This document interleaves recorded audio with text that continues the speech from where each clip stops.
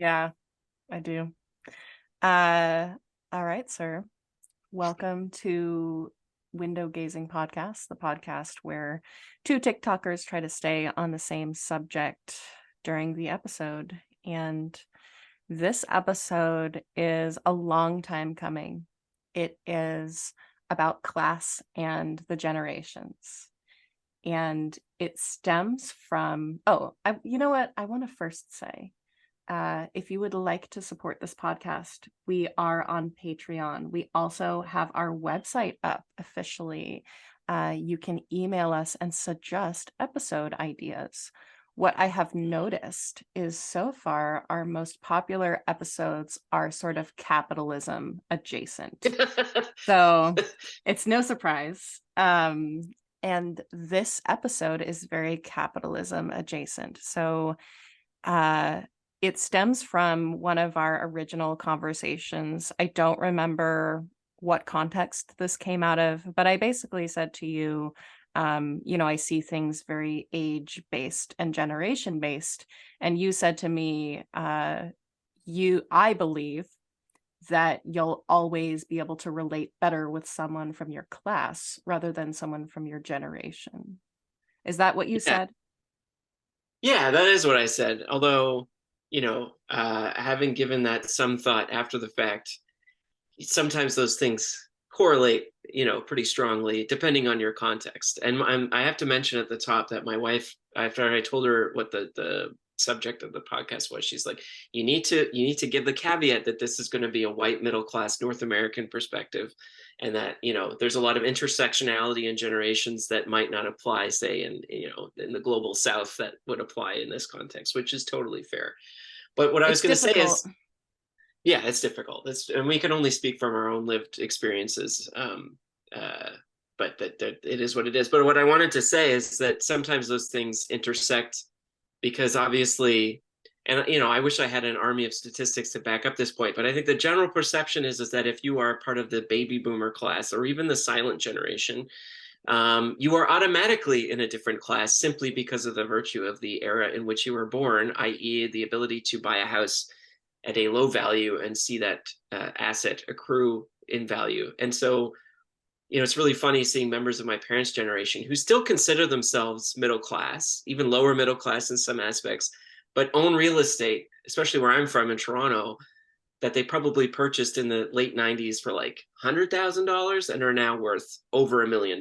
And they still can't perceive of themselves as millionaires. So I think, as much as I agree, I think that class identification is probably more meaningful to people than generational gaps. Sometimes those You things align. I'm nodding heavily for the listeners. You brought up one of the initial points that I was going to bring up if you didn't, which is in some ways, class and generation are the same thing because we can make predictions about what class you're in based on what generation you're in. And to some effect, that has to do with wealth accumulation over the lifetime. But uh, I I think we're going to look back on this 40 years from now and say there was not much upward mobility for those born into certain generations. And so they kind of stayed in the same classes. Um, so I want a definition of class, first of all. And do you think the same classes exist in the US as exist in Canada? That is a really hard question. I feel like I need to have a PhD to answer that question. I mean, yeah, the definition of class is sometimes a moving target, right? Like if you speak to a hardcore Marxist, they'll say, well, there's just the workers, and there's the proletariat, and there's the bourgeoisie, and that's it. So there's the ownership class and the working class. And actually, I see this come up sometimes in like very niche communistic TikToks where they're like, you shouldn't attack wealthy doctors or wealthy professionals because they're technically part of the working class. You should attack the capitalists, right? But I think most people colloquially wouldn't agree with that. And they would say, well, I would define class by tax bracket, right? And you mentioned the difference between Canada and the United States. Well, I think our tax brackets differ significantly. And actually, even here in Canada, they differ from province to province. So Mm. I think it's important. This is my way of hedging out of this question and saying I can't give a rigid definition of class, but it tends to depend on context, right? But I think generally what we're talking about, to make this really simple, is people who have significantly higher than the median wage or income, right? For the purposes of this conversation. Because there's no way that like my friend's mom who owns like a $3 million property, who's a retired teacher, I will not call her a capitalist or a bourgeoisie, but she is definitely in a much higher class echelon that I would consider myself to be in. So that's my weaselly, mealy-mouthed answer to that question. I have a difficult time defining class in my mind because there's a few different ways we could look at it. We could look at it, how do you live day to day? Do you live paycheck to paycheck? In some contexts, we would like to call that not well off. However, there are many rich people in the US at least who live sort of hand to mouth, who also live in mansions, who actually do live paycheck to paycheck, who are in a lot of debt. And when I look at that lifestyle, I feel to some extent, I don't know if there have always been those people. I feel that our culture wants to tell us that in the past, the rich people were rich and they always had money in the bank and they lived in big mansions and they had settled, grounded lives. And now the rich people are sort of living paycheck to paycheck and everything is mortgaged. And even if they own like a private jet, they don't own it. And there's a weird ungroundedness to riches that seems like they could be taken away at any time these days versus the old rich people who seemed like it was generational wealth and it could sort of be passed down. Maybe I'm talking about the difference between wealth and rich, which Chris Rock talks about in his comedy like 15 years ago. So I struggle with that because I think there are a lot of rich people, upper class people, who actually live the same way that poor people do. Yeah, I mean, that's really funny you mentioned that because my own family story sort of is a really good case study of like how these things can get complicated because technically my dad is descended from old money, right? Like, and like in a Canadian context, they're even more bourgeois because there were rich Anglophones who lived in Montreal, and there's a lot of like, Anglo Francophone culture clash there that's definitely along class lines. But the thing is, oh, sorry, go ahead. What is Anglophone or Francophone? Is that speaking to language? Yeah, so Anglophone is an English speaker, and a Francophone is a French speaker. These are terms we like grow up understanding in Canada, so I take them for granted, I guess. But all that is to say, so my dad's descended from old money, but my grandfather was very bad in investments and lost basically the whatever remaining amount of the family fortune there was. And we're still, although my dad had the privilege of having a law education, he decided that he would pursue the priesthood, which is not exactly a high paying gig. So my dad went from culturally what would be considered very bourgeois environment to having no money whatsoever. But then it gets even more complicated because even though I think he's an example of what you're talking about, which is someone who on paper looks wealthy because he owns a house in a part of Ontario that's very, very popular right now. So he has a very, very valuable asset. He has a significant amount of personal debt and is not taking in a huge amount of income. He's a retired Anglican priest, right?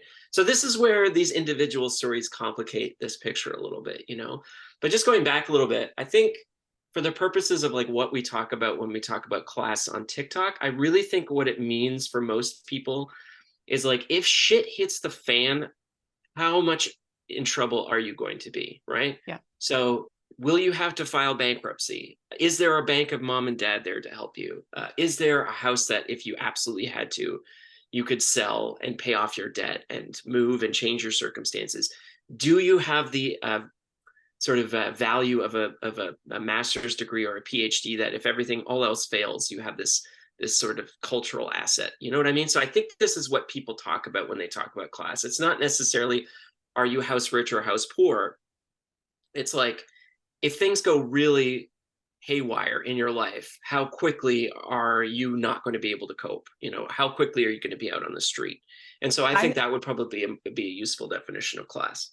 I really like that measuring tool because it is speaking to kind of where my brain was going next, which is class systems have never entirely been based on money. I think the US would like to say that our classes are all based on money and never based on race or privilege or geographical location. And what you're describing is how exposed are you to the negative effects around you? I think that's a wonderful measuring tool, rather than absolute amount of wealth. So the other thing that comes to my mind is like the peers that I have in my life who I see as being higher class than me. Their parents can pay for their college. Their parents can buy them a house. Their parents can buy them a car and basically set them up in life. They have a monopoly bank and they're able to start the game fairly. In a way that I feel a lot of lower class people are not. So that's kind of our definition of classes. How exposed are you to the effects that are happening around you? How easily can you pad yourself with the various factors in your life, not only your money, but your privilege? And now a definition for generation. So I have really cool generational divides in my family because each generation is of each generation. So I have silent generation, great grandparents, baby boomer grandparents, Gen X parents, and then I'm a millennial. And if I had followed the lineage, I would have been having kids in like 2010. So I would have, Right. yeah. So everybody had kids in their 20s for various different reasons. So for me, boomers were born around early 1940s, and some estimates would say till 1964. I will say in vibe, anybody born in the 60s feels Gen X. They feel spiritually Gen X to me. Yeah, I would say that, right? Like to me, it's like, could you have gone to Woodstock is like my mental definition of what a Yeah. boomer would be, Yeah. and that can go both ways, right? Because my parents are members of the silent generation, and by the time Woodstock happened, it would be like me in my mid 30s with small kids going to like Coachella or something. Not Coachella, that yeah. yeah, not that that couldn't happen, but it just wouldn't be the norm. It's interesting because I think about this baby boomer question, and I'm a member. I guess like I'm an Xennials. We've talked about this before. I'm like on the Yeah, cusp so of Gen X, I think of Gen X as like basically early 1960s up to 1980. And I have dated a lot in the like 1978 to like 1983 range. For whatever reason, I date a lot in that age range. And I can tell you like it's all different sorts of people. They fall in different areas. I think you fall a bit more Gen X than you fall millennial, and you lean on your millennial heritage when you need to for like rhetorical reasons. Yeah. I mean, I definitely feel more akin to Gen X because I feel like I think one of the things that Gen X like prides themselves on is that they were like early adopters of the internet, like even pre-browser internet in some cases. And I definitely feel like I was in that category. So that's where I feel most at home, generationally speaking. But there are some stuff about like, like lawn darts and things like getting killed in the 70s, like that are not really part of my experience at all. So, Yeah. um, but what I was going to say is that's what's really interesting is like boomers are this larger than life, presence in American culture. And what's interesting is that I'm in an age group where I would say the vast majority of my friends, we all have parents who are members of the silent generation. And so I actually personally don't even know that many actual honest to God baby boomers, right? So I'm talking about like the very classic, like was probably 18 or 19 around Woodstock. grew up, became an adult in the 70s, and then sort of became one of these professionals in the 80s and voted for Reagan, or I guess in Canada it would be like voting for Brian Mulroney as prime minister. So like eschewing, like the big chill kind of thing, where coming to terms with like, all of that narrative about the baby boomer generation is like completely absent from my lived experience, because all of what I would consider my generation, like my parents' generation, would be silent generation. So these are kids who are born literally after the end, or even during, just close to the end of World War II, which is, I think, an entirely different cultural experience to the baby boomers. Mm-hmm. Just to bring it back to defining the generations, millennials are often defined like somewhere in the early 80s. I like to just say 1980 up to 2000. That seems fine to me. Yeah. My sister was born in 1998. She feels a little bit more zennial sometimes, but she's a millennial. I don't know where Gen Z is supposed to be. I think they usually say 2000 to somewhere in the 2010s, but I know that we're already on Gen Alpha, so that would make Gen Z a pretty small generation. Yeah, my shorthand is always like, if you have like a semi-adult or even adolescent memory of the events of 9/11, you are not Gen Z. If 9/11 is like an abstract historical event that happened when you were a kid, kind of like for me would be like, I guess like the Challenger explosion or something, or like, I don't know, like to me that's like the shorthand I use to define Gen Z. I just want to say, quickly mention my favorite name for Gen Z, which is Zoomers. I don't know why. I just love it when people call them Zoomers. Which is really distracting for me, because this very well-known media mogul here in Canada, Moses Naimer, who started this television station in Toronto, he started a magazine aimed at busy baby boomers, and he called it Zoomer. So anytime I hear Zoomer, I still think of baby boomer who's like active. I don't think of Gen Zer, so anyway, it's funny. And then Gen Alpha, I don't know when it starts, but we're already well into the babies being born in Gen Alpha. So maybe we say like 2015 on or something. Yeah, I would say my kids are both Gen Alpha. Interesting. So listeners, whatever you'd like to define that as in your mind, go ahead and do it. Yeah. So let me just look here. So if the argument is that we're more likely to relate to someone in our own class than someone in our generation, that means that when we are relating with people of any age within our class, there are common attitudes that we will have. I tried my best to think about the things that I open up to people about. And the first thing that I realized is, usually when I'm opening up to someone or trying to relate to someone, they are both my age and my class. So it is hard for me to parse those two things a lot of the time. What are the attitudes that you think are really different in people of different classes? Well, I mean, this is a really context heavy question, right? Like, especially, I mean, we're talking as a Canadian and American here, so it might even mean something different here than it means, but I can get, a shorthand example is like, I'm one of these weirdos who I just, because of my life circumstances, all of my friends are roughly around my age, right? But in that spectrum, there's quite a different experience of like class, right? So I have friends who are my age who still rent, who still have, hourly wage jobs as opposed to salary jobs, didn't even, graduate university or even attend university.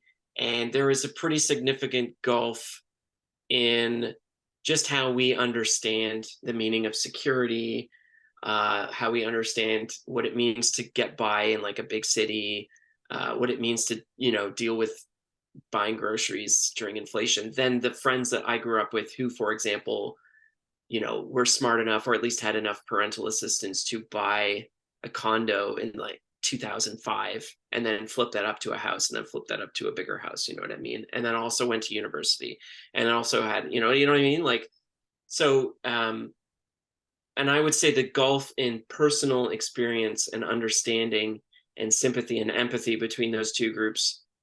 And this is not to like chastise people. It's absolutely possible. And there's like tons of people on TikTok, for example, to be a member of like a wealthier class and have incredibly strong empathy for people who've experienced poverty. But unless you've actually lived that yourself, or even currently live it yourself, it's just not the same. It's just not the same thing. So this is a very broad strokes definition, but that would be how I would define it. Yeah, it's interesting you speak immediately to empathy. That's what was coming up for me too. And I'm going to attempt to understand where that's coming from. I don't know how well I will do, but it seems to me when I talk to rich people, higher class people, they are more nonchalant about money and finances. They seem to believe that they are easy. So um there's this missing empathy around how hard it is to live and survive. And it just seems like they're like, I mean, just have money. Like there's this fundamental naivete, and certain spiritual communities will attribute that to why people have money and why people don't have money. They'll say, well, rich people just have an abundance mindset. They just believe that money is easy and money is abundant, and it is for them. And poor people have a poverty mindset, and they just believe that money is hard to get and that they will never be okay. And it's sort of like a chicken and an egg situation. And it seems to lead, like, does the attitude come from the circumstances, or do the circumstances come from the attitude? So that could be debated all day. But I think the result is that it produces a person who just goes like, oh, we'll just make money. Oh, well, like, Yeah. just have a house. You don't have a house? Like, just have one. Like, there's a missing difficulty understanding. Um, and I think that that lack of empathy touches a lot of different areas and can impede our relating to people. But I can't think of many other topics that are truly affected by class as I can with things that are truly affected by generation. I can think of tons of issues where if I know your generation, I have a pretty good idea of where you're going to be uh, ideologically with those things. I Mhm. can't do the same thing for class. I can't say, well, if you're a rich person, I think that you're going to feel this way about this. It's much more all over the place, I think. Yeah, to some degree, but then I find like even the most ardent, liberal, wealthy person still it's I still will discover things that they're shocked to find out about how poor people live. Like for example, like how expensive it is to be poor, what it means to like have to rely like as a wealthy liberal, I'll use an American example for our American audience, but like, you watch someone like Katie Porter grill, an insurance person about payday loans and the incredibly expensive APR. And a wealthy liberal could watch that and be like, how could you ever take out a loan from these people with the interest rate being what it is? And you assume that the person in poverty isn't aware of the cost of interest, right? You assume that they're being hoodwinked in some way, that they're poor, they're uneducated, they don't know. But the reality is they do know. They absolutely do know. They know the consequences of not paying those loans, but they literally don't have another choice. This is just because of the bare fact of being a poor. They're constantly making these trade-offs, right? And it's like just as the same as like the trade-off between, all right, do I use the last $20 I have to pay for gas to go to my job? Or do I use it in order to get groceries to feed my kids? And if I have to make that choice, what does that mean? And even the most bleeding heart liberal person, sometimes if they're in a higher tax bracket, they just don't understand what's involved, right? It's the same thing, you know, um, you see this in a lot of benevolent liberal policies about how poor people are. Well, they just need better education. They need business training. They need skills.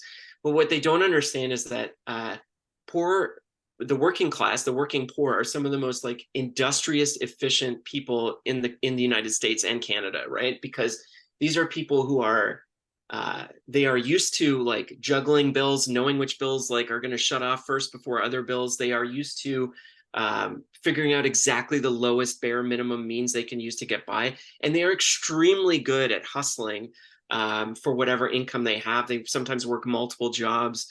I mentioned this on a TikTok this morning, but if you want a great example, there's this documentary I've been watching on HBO about called Telemarketers, which is like the lowest of the low class people. And you see how good these people are at hustling money because their entire livelihood and their ability to survive depends on their industriousness in this area. And even like well-to-do, wealthier people who think they know how poverty works have no understanding of what it's actually like and how incredibly intelligent and industrious and hardworking poor people are. But that they're like a victim of circumstances that are entirely 100% beyond their control, Yeah, and it's interesting. I think the higher class you are, the more that you believe in the merit-based system that we've been set up in, because like what is just leaking from what you just said of the like, oh, they must be uneducated. You could boil that down to more colloquial language to say, oh, they must just be dumb. Yeah, they're just Oh, dumb. okay. They're just dumb. They're just like, we have to get them up to speed. We need to make them smarter. If they were smarter, then they would be richer. And Yeah. the thing that we're always trying to say is like, no, it doesn't matter your merits. It doesn't matter your abilities. They will always be superseded by the system in which you live.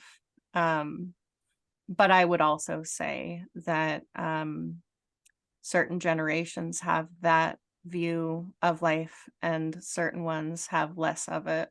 I think the baby boomers are very merit-based. I'm not exactly sure why. I think a lot of it was that the merit system worked better when they were coming up. So they just kind Yeah. of like, I don't understand how you can't just bootstrap your way up because I did, and I don't understand how you could not be able to do that. Yeah, I mean, this Um, is a really good point because you mentioned like people assume poor people are dumb, but the other thing they assume is that poor people don't play by the quote unquote rules, right? So, hmm. they don't know how to speak professionally in a job Mm-hmm. environment. They use drugs and alcohol. They're not playing by the rules of society, and I Interesting. and I think that's also another assumption that even benign liberals often have about the poor is like, well, if they just if, and you see this all the time. You see it on like local news stories about poor kids who did well because they went to the science fair and they started like their own business and they're following the rules, they're playing the game the way it's supposed to be played. And if poor people could just play the game, then they would be just like us middle class or upper middle class people, when in fact they don't know that the barriers to the poor of like transcending class are so much stronger now than they ever have been, that playing by the rules doesn't even make a difference anymore. And I actually do. So speaking to your point about the generation gap, that's 100% true, right? And that there's voluminous statistics to show that, like that you could get a job without a university education that would pay you a much higher living wage in the 1960s than you can today. That the cost of a house in the 1970s, even when you calculate high interest rates, was only 4 times, your average income, whereas opposed to today, it's like something like 10 times or more. So this is where generation and class definitely bleed over into each other, because someone who grew up again in the 1960s and 70s, they're growing up in an environment that is just completely alien to the one that we live in today. And it's also, and this is what I was thinking about the other day, and I meant to do a TikTok on this and I didn't do it. Which is the other thing that people forget, is the internet also kind of messed a whole bunch of things up.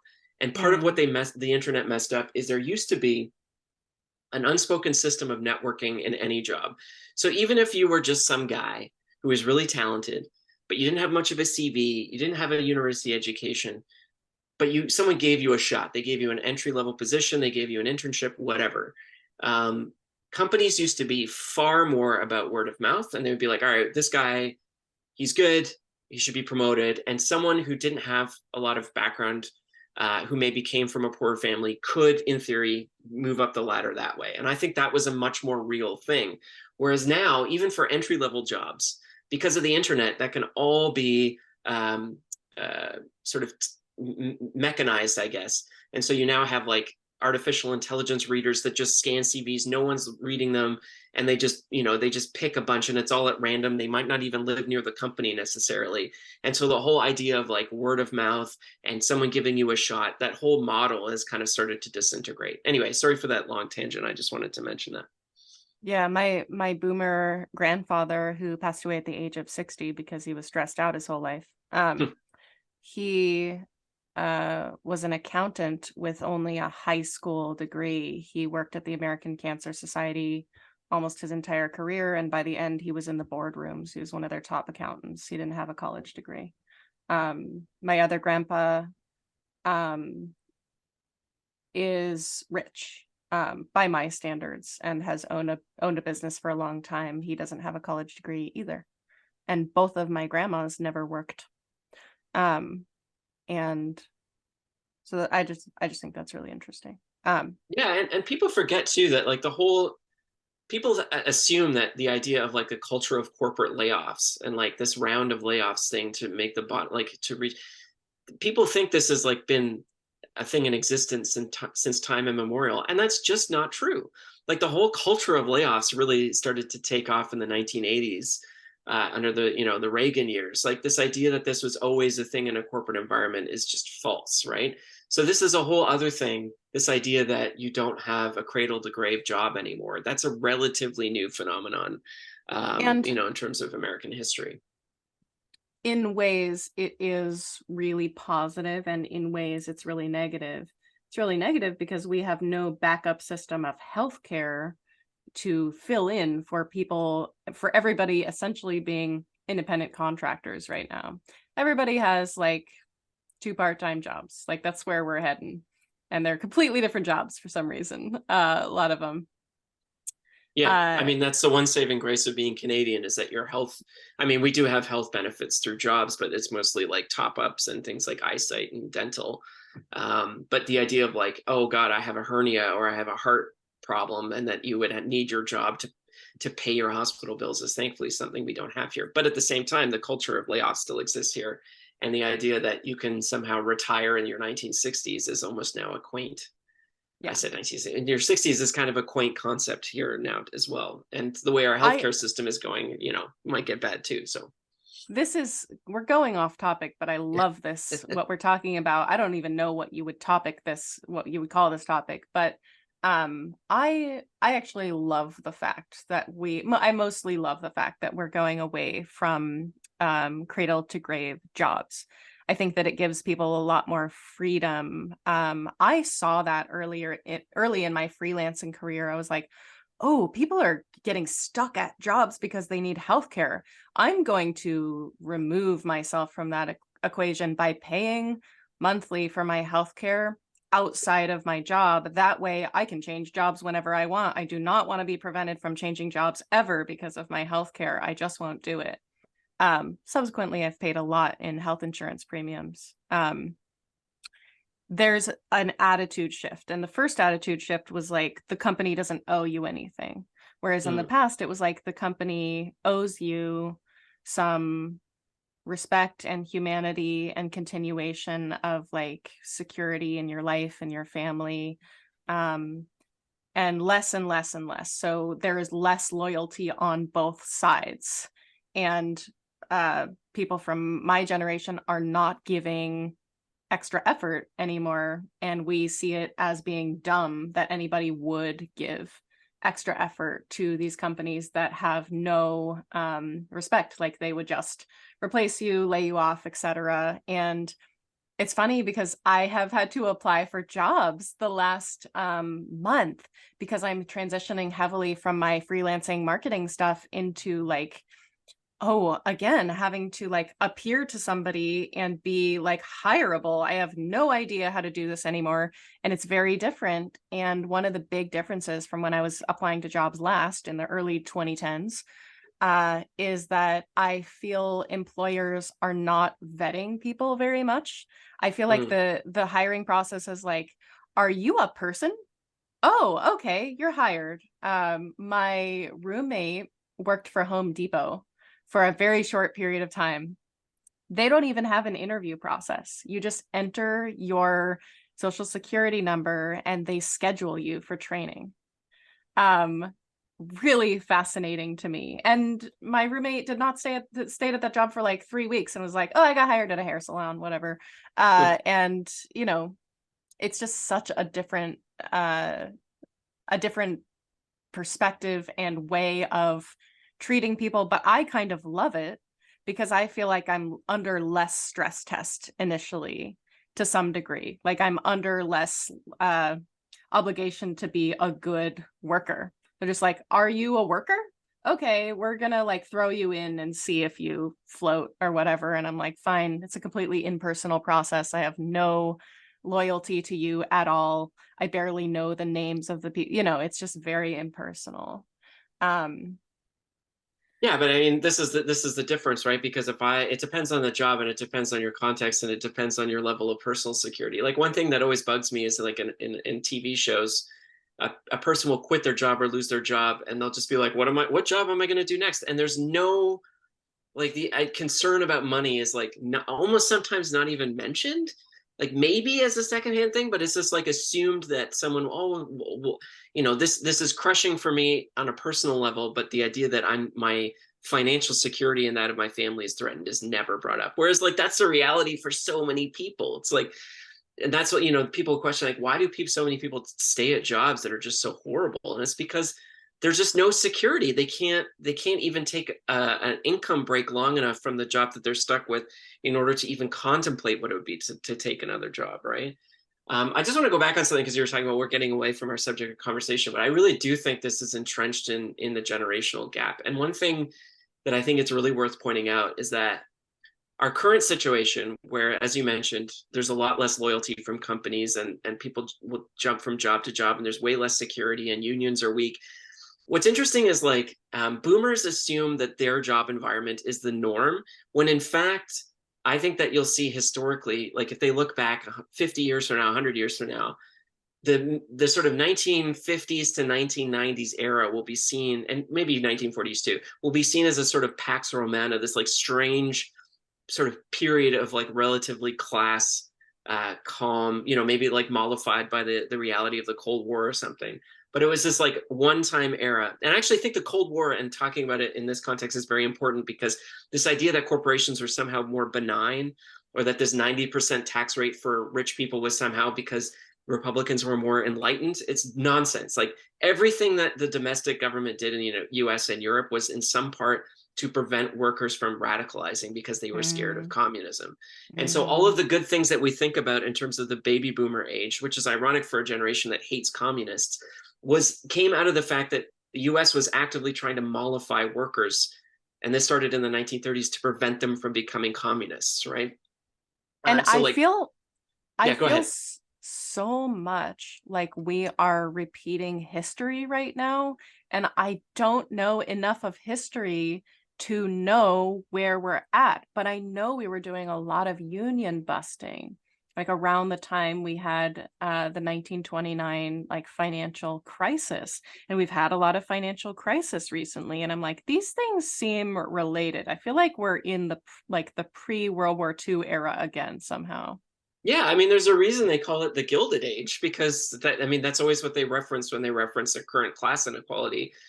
And it absolutely was like that. Like there was no regulation. And I can't remember his name. There's a guy named Michael on TikTok who does all these incredible TikToks about, you know, the history of labor incidents and worker strikes. And it's very clear that like workers had far fewer protections.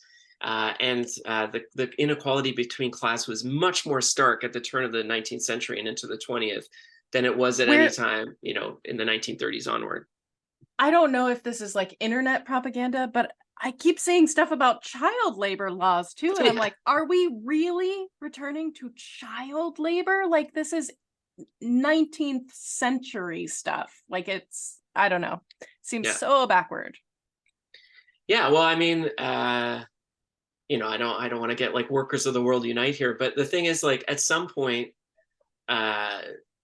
you know, we're sort of in this weird detente, right? Where we absolutely know that younger generations, maybe this is what we should segue into, is talking about my own view, is that I feel like the current Gen Alpha, Gen Z are much more, and people like to talk about, oh, they're really conservative. Well, just as a 42-year-old, the stuff that I hear, 20 somethings talk about, especially early 20 somethings talk about now, are far more radical than they ever were when I was that age. Yeah.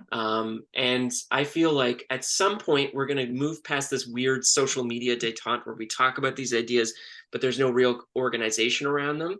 And at some point, someone is going to emerge from this. There's going to be some sort of organization, and things are going to change in some way. And we may see some sort of return to the radicalism of the 60s, for example. But before that happens, like, I think there's a real feeling in the US that the ownership class knows what they're doing is stirring resentment, and they just don't care. It's kind of like the turn of the century because they have all the power. Yeah. Yeah. Yeah, I'm really curious to see how history repeats itself, hopefully not in bloodshed. I agree that the younger generations are more liberal. Have we ever seen a younger generation that is less liberal than their parents? I feel like it's always supposed to go this way. The younger generation is always supposed to be more open-minded. They're definitely more socially open-minded.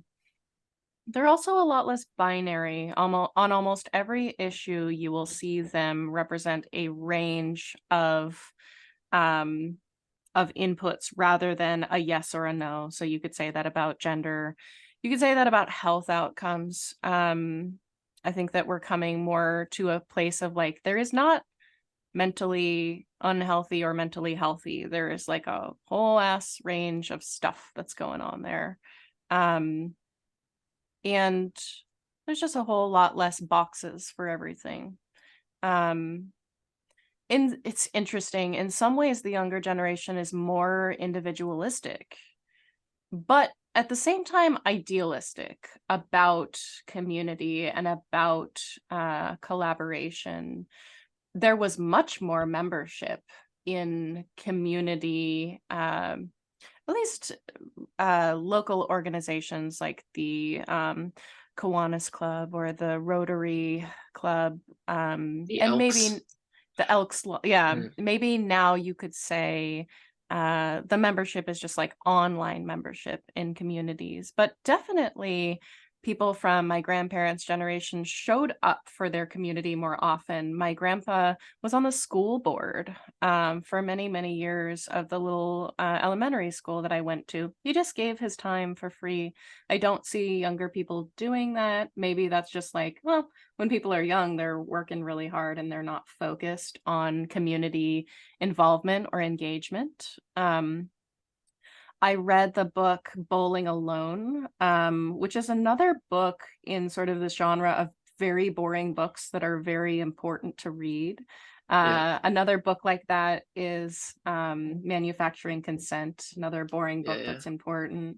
But he talked a lot about the younger generations being community disengaged, and I just think that our communities have become global, and the internet has really thrown a wrench in that. Yeah, I mean, it's you're right about the sort of mess of contradictions piece, because there's sort of a very rich irony to all these individual TikTokers coming on a platform of individual accounts talking about the importance of community. And these are probably the same people who, as you say, they're probably not members of these organizations. They're not going to their local DSA.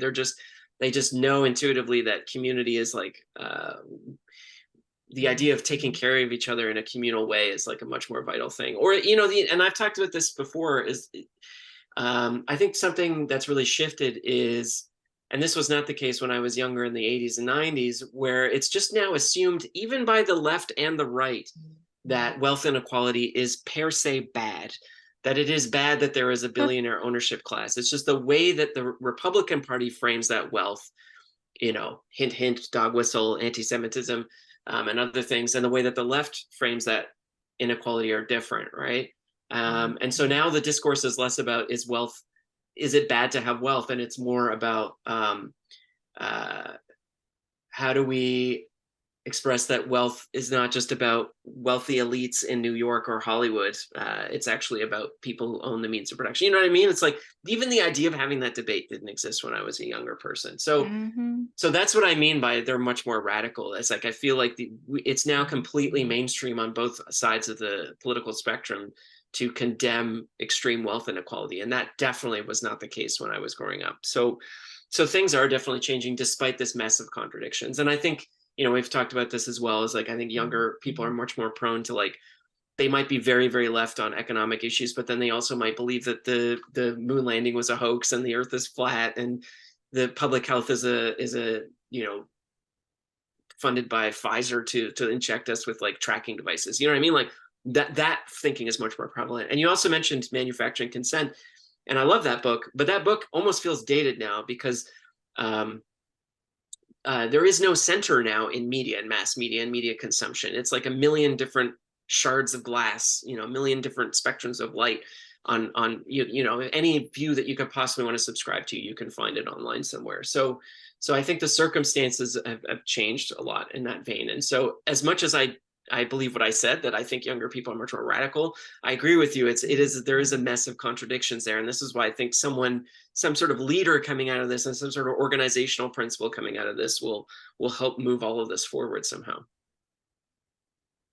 I don't know why this came up for me when you were just talking, but I was thinking about how wealth inequality, differences in class, we inherently process that as a negative thing, that it is negative for some people to have more and for some people to have less, and for class to exist, that is kind of bad. It feels emotionally bad. Um, when you talk about the aspects of generation, of age, those are sort of inherently different. And I don't think that we necessarily process them as bad overall. Oh, it's bad to be old and good to be young. Maybe some people. But there's much more nuance there. There's much more give in saying, well, it's positive to be old. It's positive to have some life experience. It's positive to have wisdom. And so I think when we relate to each other generationally, there's more openness to be accepting of people, to feel community with people. When we're relating across class, we're more likely to feel like we're too different from someone in a bad way. I've had a lot of interesting experiences with class as I have relinquished my car transportation. We talked about this on the Walkable Cities episode. I think one of the reasons we haven't embraced widespread public transportation is because of proximity to poor people. People don't want to sit on a bus with people who are of a different class, and they won't say it like that. They'll say that people stink, that people are in wheelchairs, that people are loud and incorrigible, or whatever they say, similar to kind of what you were saying. Privileged leftists would say about the poor. Oh, they wear the wrong clothes. Oh, they say the wrong things. They're tacky, whatever it is. It's the same thing. People don't want to sit next to someone like that, and they don't want to confront their negative opinions about that. And that almost feels like shadow work to me, and it absolutely lives in me. Like there was something that was taught to me about the way that I needed to present myself to other people in order to be respected. And so on some level, if I see someone who is not doing what I have been taught to do in order to be perceived a certain positive way, then I'm uncomfortable with that because I'm embarrassed for them. It is hard to go ahead. Well, I was just going to say, I think you've touched on something really important. And I think this applies much more to class than generational divides, which is that I don't want to get too much into psychology because it's not really my wheelhouse, but there is definitely a sense of people who really resent poor people. There's a projection there. There's a projection of a vulnerable part of themselves, a part of themselves that they feel is like deviant or didn't follow the rules, or it didn't work hard enough, and they project that image onto poor people because they perceive the causes of their poverty in a particular way, right? That's probably not really based in reality. And so I honestly, because when I see this online, when I see there's like a definite hatred of the poor that's like functionally active in society. You see it in inner cities when, people like in Toronto, for example, people lived in this park in the downtown Trinity Bellwoods, and these are people who probably vote for the farthest leftist party in Ontario, the NDP. They're calling the city of Toronto complaining about homeless people living in Trinity Bellwoods Park. And any crime that happens in around their neighborhood, they immediately assume is associated with the people living in tents. And it's, again, I feel like it's this weird projection of some part of themselves that they don't like, that they project like this vulnerability or this sense of personal responsibility for their, this is like capitalist ingrained propaganda that your entire livelihood, your ability to make money is entirely a measure of your character or your ability to work hard and your dedication. And so, of course, if a poor person is in the circumstances that they are, it's because they don't have those things, So I'm really glad you talked about that. Anyway, yeah, sorry, that's all I wanted to say. Yeah. And again, we're ending up back in the merit-based system of if I just work hard enough. And you're also implying, which I like, is like, if I just follow the rules enough, then I will be okay. And the further down you go in society, the less rule following there seems to be. Although I would argue that the most rule following is happening in the middle class, and then there's less rule following as you exit the bell curve on either direction, which I is think so that's a really wise fascinating. observation. Really wise observation. And the thing is with I think what people don't understand who are in the middle class is they'll see the story of like the kid who studies really hard and they get a scholarship to go to an Ivy League school and then they get their career going. And that's the model of like upward mobility they have in their head. But they don't understand about survivorship bias. And for every one person who manages to get lucky that way, there's like hundreds of thousands of kids who followed the rules, who did all the things they were supposed to do, and they just didn't get anywhere. And they didn't get anywhere very soon in life. And so what's the point, And I think if you see that as your lived experience long enough, you're not going to really care. And it's the same at like the upper echelon, as you mentioned, right? Like if you're like at a sort of corporation and you have a chance to move up the corporate ladder, but you see the people in front of you aren't obeying any sort of sense of decorum or ethics in their job, why are you going to care? Like, interesting, coincidentally enough, I just watched that great Steven Soderbergh movie, The Informant, with Matt Damon, who plays this like corporate scientist at a biochem firm, and he basically, he does the right thing. He follows the rules by telling the FBI that his company is colluding to fix prices, but at the same time, he himself doesn't follow any of the rules because he embezzles like tens or like $9 million from his own company, right? So I think that idea of the bell curve around the middle class is dead on for sure. I just I just see that like middle class ethic reinforced in my life. My boyfriend and I are both big rule followers. And here in Portland, like there's a lot of just like a lot of jaywalking happening. There's a lot of like pedestrians' rights. People, there's a lot of yielding that cars are doing. It's wonderful for walkability.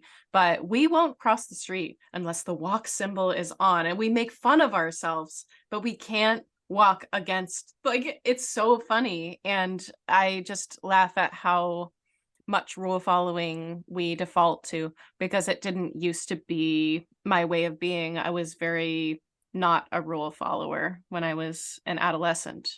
Well, it's really funny too, because, and you get this phenomenon with like centrist Democrats in the United States, and you have it here with the Liberal Party of Canada, which is like the centrist party, where it's like this idea of like the rules will save us is like ingrained in all their legislature, like as opposed to just giving poor people money, which is what they actually need. They'll be like, oh, well, we'll give you a tax incentive to take this community tech training program to learn how to code, or we'll give you like a child benefit rebate, or like all these like very prescriptive, overly like directive, like little tidbits here and there, when what poor people actually need is more money. You know what I mean? Like it's very obvious. And And so, yeah, so it's really interesting. Again, we talk about the lack of empathy between classes. Well, a middle class person doesn't understand that, a poor person, why wouldn't you want to learn how to code? You could become a programmer and make like hundreds of thousands of dollars. It's like, we live in a great society. Don't you see that? And they just have no understanding of what it's actually like to be in those circumstances.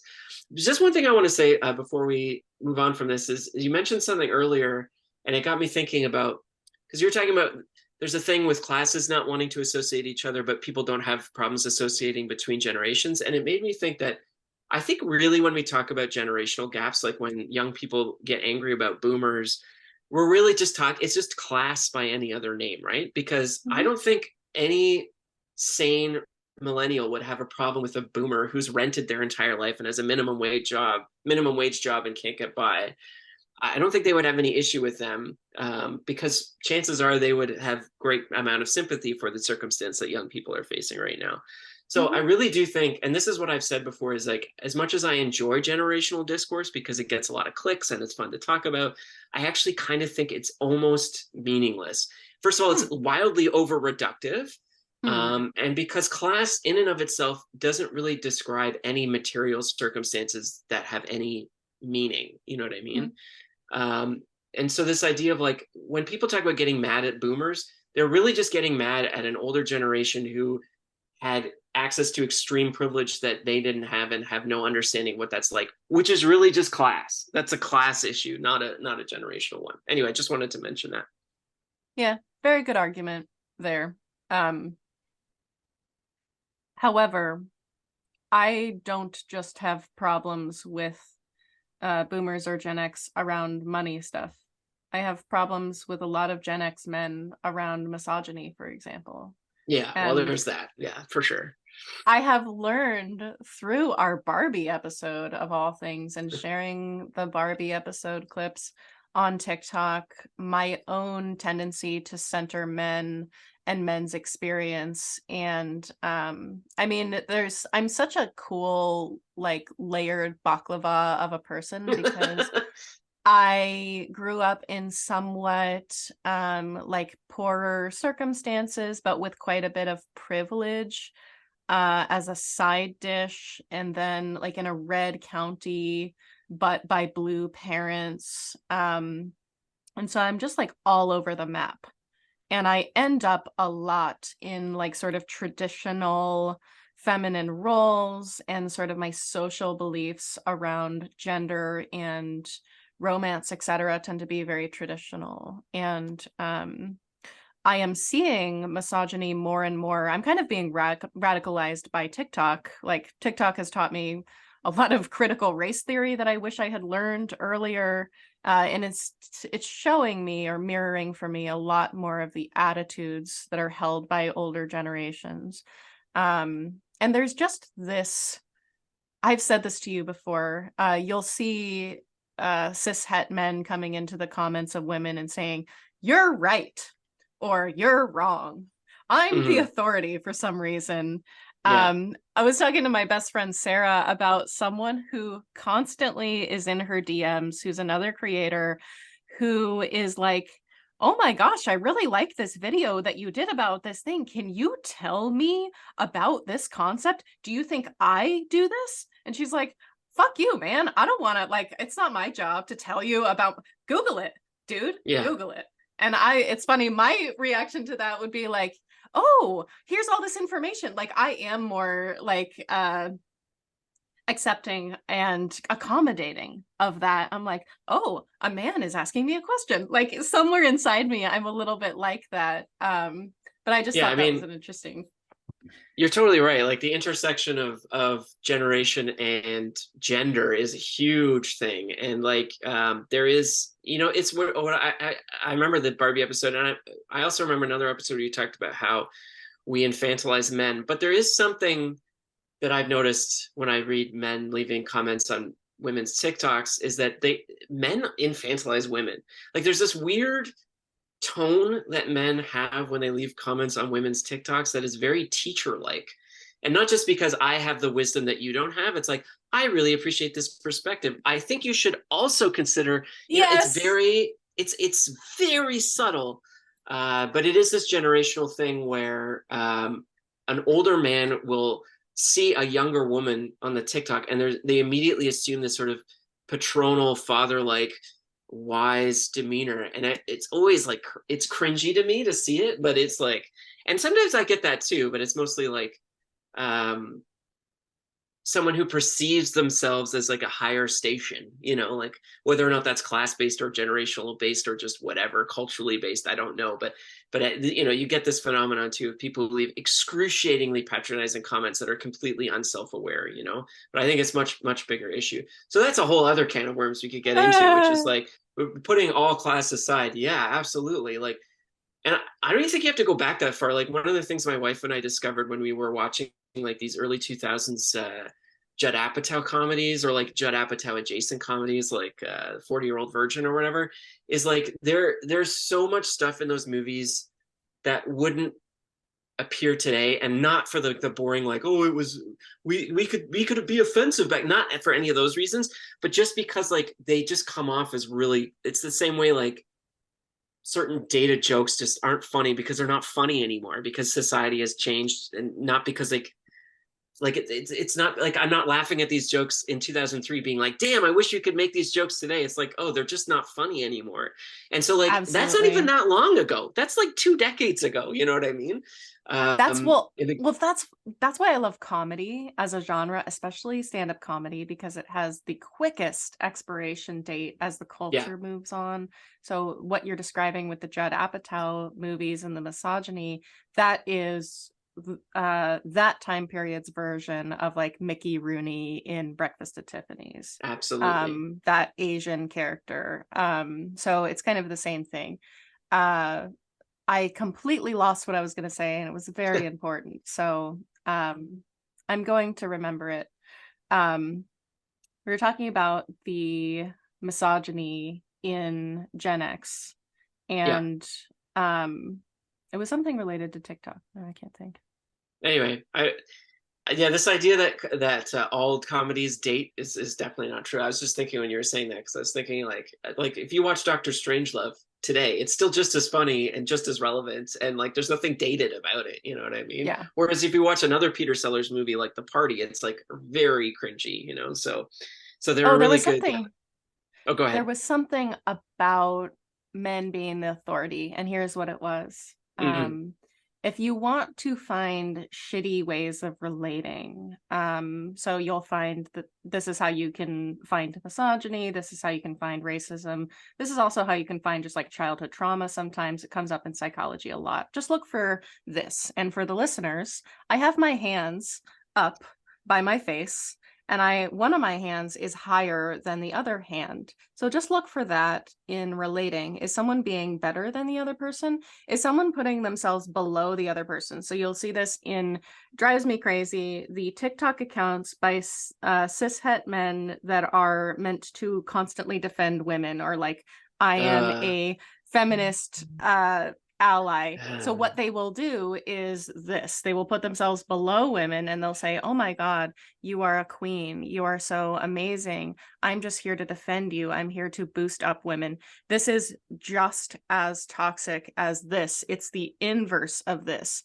And in a way, it's also, I am your teacher, I am going to show you what's good, I'm going to speak for you instead of you being able to speak for yourself, which is a way of infantilizing somebody. yeah, those um accounts are just, I skip as soon as I see like 2 seconds of one. And I wish someone could articulate, I don't know what it is, like a visceral response when I see it. And I don't know what it is, but I every time I see it, it just makes me gag. And it's partly, I think, because of what you mentioned. It's because, why do you need to be in this space at all? Like I see TikToks by the Hope Peddler. I see people like other, like there's volume. Why don't you just like the TikToks and like, you know what I mean? Like, well, you don't why do need you to be have in to this space. Yeah, why do you have to make your identity about feminism? That seems so strange, as it has nothing to do with your life experience. Like, So, yeah, I would sympathize with an account that was like, as a man, or in these particular situations, my male identity, I've interrogated my male identity in the page, and I've seen stuff like that. It's actually interesting, right? Like people who like actively challenge their roles, or people who've like understood that, you know, they've been behaving in a certain way that's been toxic without even like stuff like that is I'm really sympathetic to. This is a really good story, by the way. Along those lines, there's a very famous England goalkeeper named Neville. I think it's Neville Southall is his name. And this is like a guy who's like played football in the 70s, the most racist, sexist period of time in English culture and history you could imagine. And he had this big, long Twitter interaction with a friend of mine, Jude, who's a documentary filmmaker originally from the Congo, and she moved to the UK. And she's this great TikTok personality, very far left. And like they were having this great back and forth, and this guy Neville, this big burly older English goalkeeper who played for some of the roughest teams in England, is like listening receptively and like interrogating his own attitudes and like, to me it's like, this is what I'm interested in. Like this is the kind of thing that I would be interested in listening to, not some guy going out there trying to like show off his like feminist bona fides, you know. It's like, you don't need to be in that space unless you need to be in that space, you know. Yeah, and that's what I look for in people who are not inherently misogynistic versus people who are, is like this open-mindedness and this willingness to change your perspective, and a flexibility in attitude or belief. And inflexibility bothers me much more in someone if, even if they are espousing things that I believe to the exact degree that I believe them, that inflexibility is something I detect almost immediately in them trying to kind of win a conversation. And yeah, I think generationally there are much more like misogyny divides, racism divides, than there are class-wise. I think if you look at the layers of class, you don't find much differences in levels of racism, levels of misogyny. What do you think? Well, this is where it gets tricky, right? And this is where we talk about intersectionality, because I think they're all connected, right? Like I take the Fred Hampton view, like, you know, the Marxist who's you know, associated with the Black Panther Party, and it's like his whole thing was like the cornerstone of American racism is a tactic to essentially divide working class people against themselves and their own interests, which sounds like a vast reductionist statement, and it sounds like it's somehow dismissing the, you know, pervasiveness of racism in every single aspect of cultural life, whether it's on a higher class echelon or a lower one. But at the same time, like if you look at class resentment writ large, if you look at redlining in the United States, you look at class-based laws, all of these laws are essentially to get poor white people to vote for wealthy white interests. You know what I mean? And so while I don't think that's the whole conversation around race, I do find the intersection of race and class is something that we still need to talk about and not be afraid to talk about, because these things are vitally important. That's just my own view on that matter as a white heterosexual male is like in my 40s. But Well, yeah. it's interesting. That's where the civil rights movement ended. I don't know. Well, I don't know if it's even over yet. But in the 60s, that's when Martin Luther King was about to die. He was in the process of trying to get white people more money. Like, let's all poor people band together against poverty, Yeah, because he it was was an ending up avowed there. he was an avowed democratic socialist. Like there's Yeah. no controversy in that point. Like that is his, and you know, and a lot of black activists at the time were as well, because they understood that the core issue of segregation and black, you know, black disenfranchisement was class, was the fact that, you know, they've been, and those things are related, right? Because like racism is what makes a lot of people poor. Like that is, you know, especially the United States, right? But it certainly applies here as well. So you can't really talk about race unless you talk about class, and you certainly can't talk about class unless you're talking about race to some degree. So the you know, rather than try to cleave these issues, or rather than try to make one issue more important than the other, I think it's important to understand that like if we don't address the intersection of those issues, we're not really addressing one or the other at all. I don't know why this is coming up for me now, but there's a lot of work. I haven't known that many rich people. Okay. I am very close to a person who was born into very like rich circumstances by my view. And that person has worked very hard to not seem like they are from that class.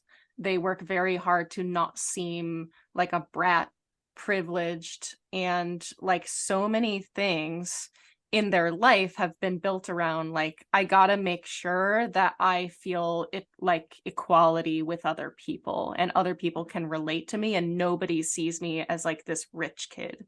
Mm. So I think that's a really interesting aspect because almost always being of a higher class, having more privilege divides you from people. Socially, it divides you from people. Logistically, it divides you from people. The richer you are, the larger your compound is, the further out people are from your physical space. And I don't know. That's one of the things that I took a lot of solace in because as I get older, I think I'm actually poorer and poorer, which is funny. I'm doing it in inverse of how you're supposed to.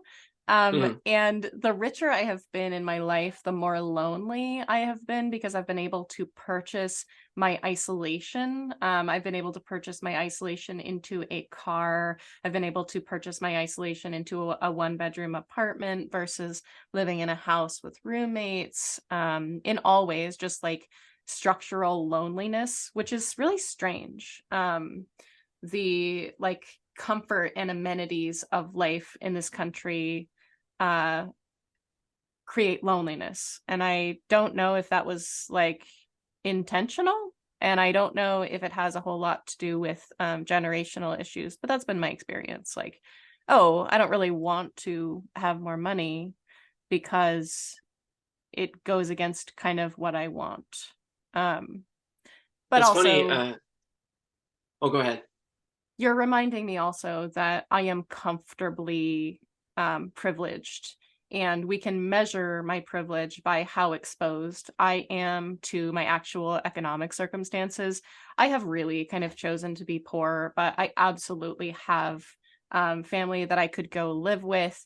I have the bank of grandfather that is happy to lift me out of whatever economic circumstances I'm in. And I have chosen not to. I've chosen to be like ruggedly individualistic and file for bankruptcy. And it's silly.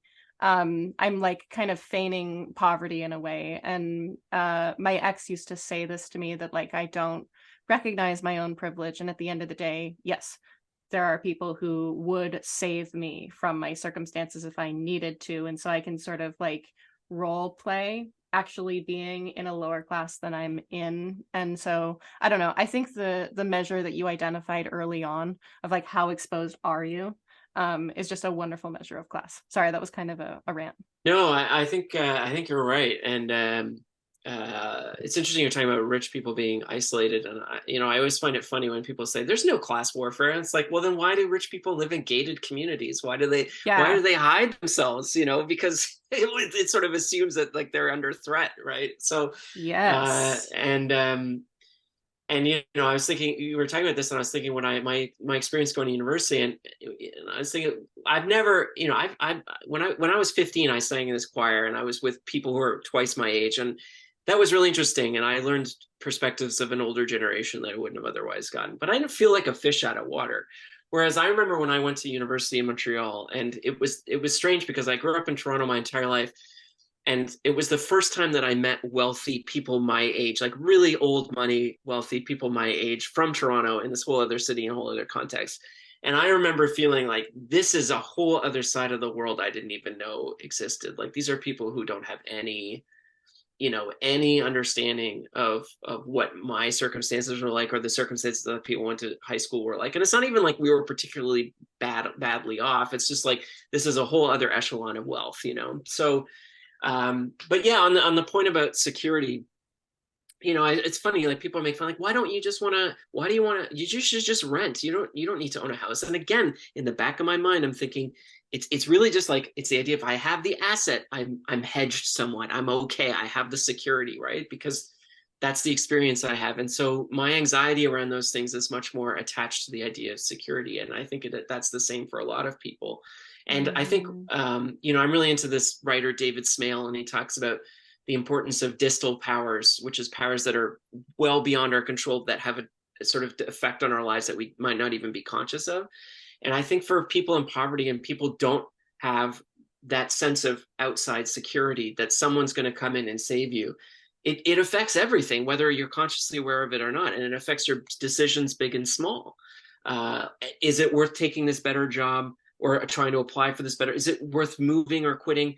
Because in the back of your head, you're running all these scenarios. If shit really goes badly, how soon am I going to be out on the street? And for some people, that's a lot quicker than others. So I guess we're bringing this conversation to a full circle here, but I absolutely do think that to me, when I think about class, that's usually the definition I have in mind. We talked about this on the work episode too, of fundamentally not being in control of our own survival, being always at the behest of the system that we're in. I think that's why so many people of my age group, I would say, I'm gonna say my age group, because I don't think it's people of my class, all of us. I think it's my age group. We want to move to farms and have like sustainable food systems. And what I said on our episode that we talked about, I was like, when I lived in that situation, I was like, oh, the road has a bunch of wood in it from the windstorm. I can't even drive. Oh, I'm never going to be free of the damn system. Okay, I get it. I'm even out on this farm with a sustainable food system, and I can't even drive in the road and get to food. So we don't have control over our well-being relatively, and we have been taught to pursue it in money and in assets. I'm really fascinated to know this about you. It makes more sense to me why it's more important to you to own a house than it is to me. It's also personality wise, I don't like having to commit to anything. So like having to sign a mortgage contract for me is like a death contract to stay in the same city for 30 years, which just sounds terrible in general. And for you, it's kind of like I need to like create an asset that will be the physical representation of my relative security in my life. And to me, it doesn't represent that at all. So it just kind of makes sense, our ideological differences around like home ownership. Because I always assumed about you that it was more about identity, that having owned a home as a person, you are a more successful member of society and a more respectable member of society. And I'm like, oh, well, fuck all that. Like, that doesn't matter. But yeah, just thank you for that perspective, because it gives me a window into like more of who you are. Yeah, I mean, this is a thing, right? Like a lot of this stuff goes unspoken, and you'll know someone for a long time, but there's this inner turmoil that you don't know, and it turns out it's about, it's about relative security, and it's interesting. You were talking about, the generation, your generation or younger generations want to move out to the farm, and I just feel, again, when we talk about these generational differences, I feel like we're just talking about how people who are coming of age at a certain time are responding to the economic circumstances of that era. So it still feels Right. like at the end of the day, it's an economics thing, right? Because what are people going to farms for? Well, they want to get off the grid because they can't afford groceries, or they don't want to be reliant on a job that's going to destroy them mentally and physically in order to make a living. They want to I be somewhat self-sufficient. I will say though, in my intentional community, so I live in an intentional community. We have 6 people who live in my house. There are some of us who come from relatively privileged backgrounds. That would be me and another girl who I started this with. There are people who come from less privileged backgrounds. I'm thinking of one of our roommates who their parents are first generation immigrants.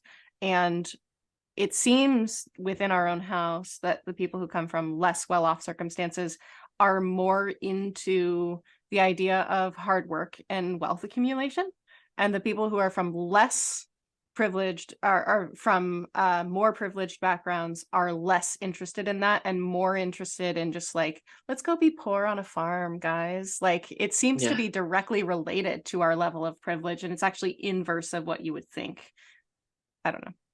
Yeah. I mean, you always have to be careful not to, I think one of the problem that a lot of more progressive people have is they put halos on every single poor person. You know what I mean? Like, Yeah. but you have to be careful of that too, right? Because it's really just, it's not about one group of people being inherently better than the other. It's just like it's just like ameliorating certain circumstances that have changed how someone is thinking about the world, so anyway.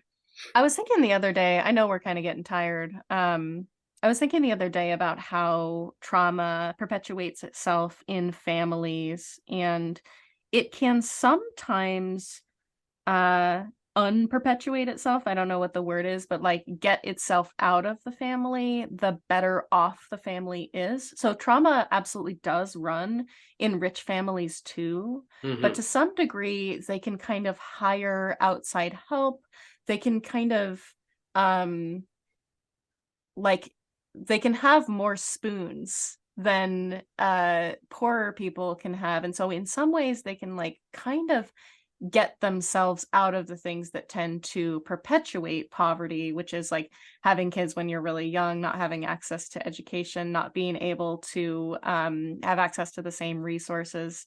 And it's really the level of self-reflectiveness that people are able to have. So like the rich families that trauma does continue to run itself in are usually people who are not willing to look at the trauma, and they're not willing to tell the truth about the trauma.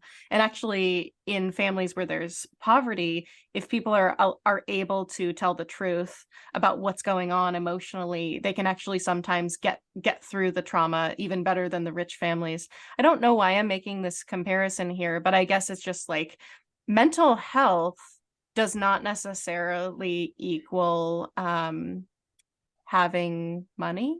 Yeah, People who yeah, have money absolutely. can be crazy as hell, and people who don't have money can be crazy as hell. And you can actually function in certain ways having a personality disorder. And in some ways, we promote and benefit those who have certain personality disorders. The more detached you are from reality, usually the less money you'll be able to have. We have a whole thing about like logic and reality, which is really interesting. But yeah, I could talk about the merit system with money and mental health and stuff. But again, I'm getting off topic. Yeah, well, I mean, you're right in terms of the access to the resources that wealthy people have in terms of dealing with mental illness. But, at the same time, this comes back to what we were talking about rule playing. And I find, or rule following. And I sometimes find that, some wealthy people, they'll deny generational trauma or they won't address it because it's like not on as a wealthier person to be suffering those kinds of problems. And sometimes you'll see families that do go to therapy, that do pay for expensive therapists, and yet they're still just as narcissistic and anxious. And so I don't think those things, those aren't divided by class lines. But yeah, definitely the circumstances of, say, someone going through a terrible bout of anxiety when you have a $10 an hour job or $5 an hour job or whatever are different from those, if you're a CEO who is like, anxious about the Q4 of your company or whatever. So Certain types of trauma are relegated to the poorest people in society. I'm thinking of war trauma. All kinds of childhood trauma, it seems to be visited pretty equally. Rich kids tend to be neglected, just in different ways. I love the Princess Diana story because she was very childhood neglected. But certainly poor people endure different kinds of traumas than rich people, and rich people sort of get the